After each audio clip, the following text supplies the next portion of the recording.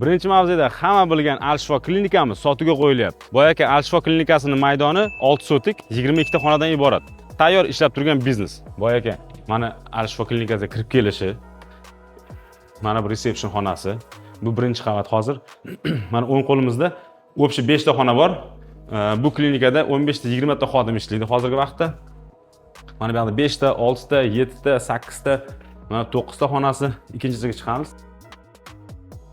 Mana bu ikkinchi etaji. Al-Shifo klinikasi hozirgi vaqtda o'z faoliyatini yurityapti. Yaxshi daromad olib keladi. Egalari buni sotishdan maqsad o'zlarining telefonga gaplashib olsa, nima uchun sotayotganini.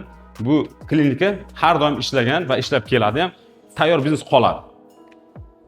Bu yerda mana sanuzli bor ekan. Boy aka mana bitta koridor ko'ryapsiz, oxirigacha ko'rsatdim.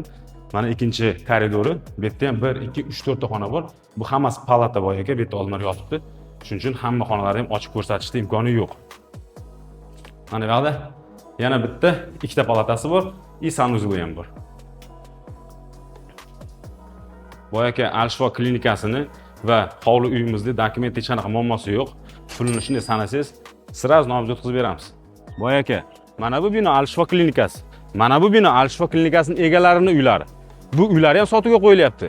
Al-Shifo klinikasi ham sotuvga qo'yilyapti. Klinikaning narxi 350 ming dollar, uyimizning narxi 150 ming dollar. Albatta sunnatiga o'tib beriladi. Pastda egasini raqamini qoldiraman boy aka, o'z telefon qilib egasini baraka qilsangiz bo'ladi. Ko'rishguncha.